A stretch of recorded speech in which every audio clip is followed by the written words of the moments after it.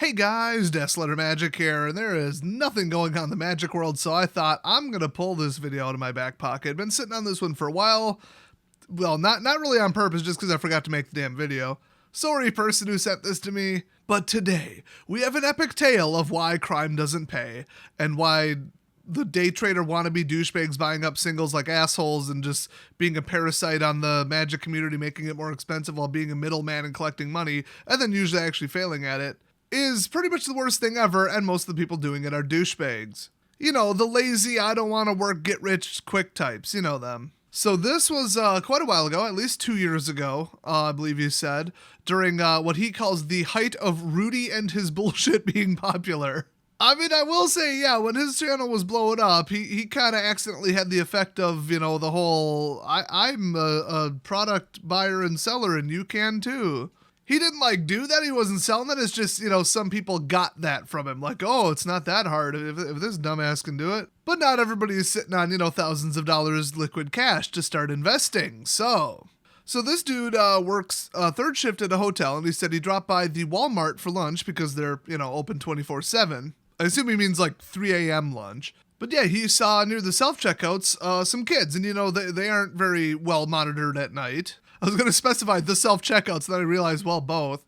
And so, you know, they were like skip scanning and like, you know, scale manipulating and pocketing packs and, you know, that kind of crap, you know, demagnetizing them, then pocketing them. And they weren't very good at being subtle about it, apparently. So he saw him and he overheard the whole time they were talking about speculation. I'm going to buy this and this will go up and I know what I'm doing. I'm basically Rudy Jr. So one time he just like walks past instead of like, hey, stop stealing this, I'm going to report you, which is what I would have done. Or just not told them anything and not confront them and just turn them in. That's actually probably what I would have done. Like if it was adults and I saw them, you know, stealing something, I'd confront them on purpose because I love a good fist fight. But if it's kids, just turn them in. I mean, that ain't your problem, you know? But whatever, to each their own. He just walked past and, you know, he knows Magic. So he's like, dude, there ain't no money in this. Like you invest in singles, you're probably going to go wrong and lose money. But no, they thought they were going to get rich, especially sourcing some of the product for zero. You know, gotta boost those initial margins. You gotta have that early sellout option.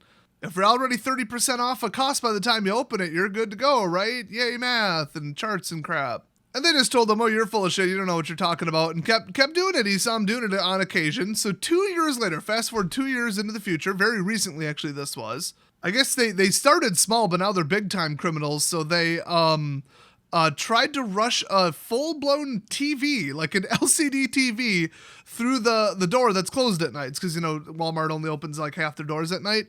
Immediately got caught by security.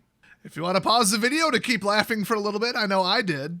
Oh, and besides security, there was also a sheriff there walking around just cause. I guess like a high-crime Walmart, or he had nothing to do, or, you know, whatever.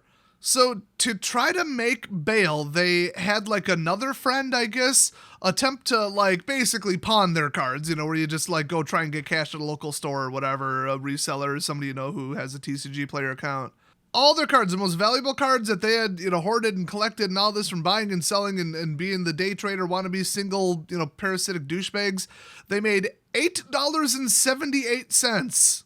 Oh, not total. That was from their most expensive card. I guess like they knew some people, or like this guy talked to the store owner who bought them, I think is what it was. So add it all up, these investor wannabes who always know what single is going to go up and know every trend before it happens.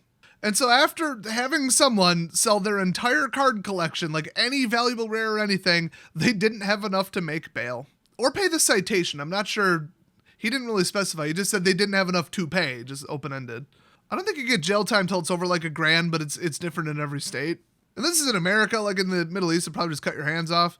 So what's the moral of the story? A whole bunch of them. I mean, I'm just going to start spouting cliches here. Crime doesn't pay. Kids are stupid. Don't steal a TV right in front of a cop. Don't commit a crime unless you got, you know, money to cover the citation or bail. And even then, probably don't commit the crime. And most importantly, don't try to be Rudy. Don't try to be the douchebag day trader investors who go and, you know, buy up a bunch of stuff and, oh, look, I made money on this, and never mention the other 20 that they speculated on and made zero or lost money. And then brag on forums and subreddits and Facebook groups about, oh, look what I did. Look how much I made. I'm so great. I made this decision. I'm so much smarter than all of you. Oh, bragging rights, even though everything they say is a lie and they probably have a $50 interest in anything total. I mean, I've bought up 100 singles at a time and, tripled up on them, but I almost never talk about it in videos or publicly or anywhere because it's none of your damn business and who cares?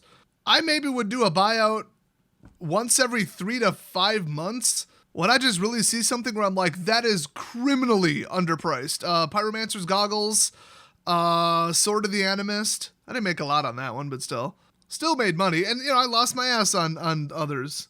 I bought like 200 copies of something that involved like flipping over because I saw a day one preview that something involved face down cards. And I'm like, whenever they flip, do this. And buy that.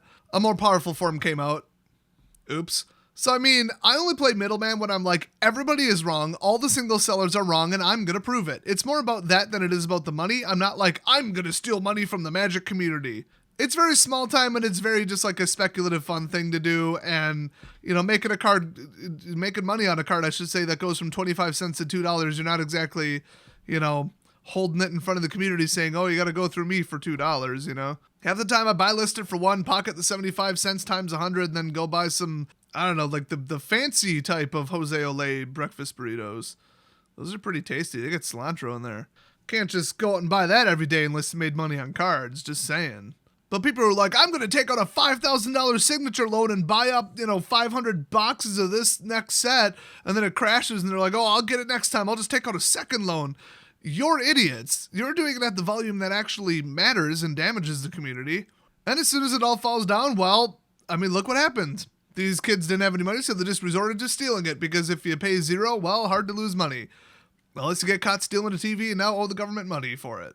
So don't be a dumbass, don't be a parasite, don't be Rudy, and don't forget to subscribe. Hey-oh! Segue of the century!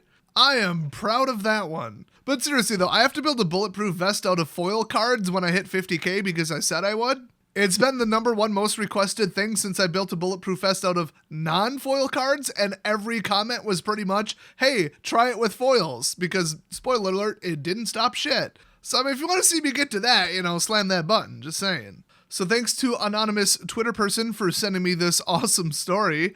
If you got some crazy stories, it would help if they were actually true. I will probably be able to tell. I can poke apart any logical flaws in some made-up BS.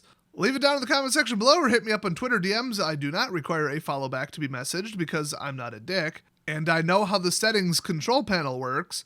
Otherwise, feel free to check out the Meme Remix playlist on my channel. It will brighten up your day in these dark, dark quarantine times. I'll see you guys next video.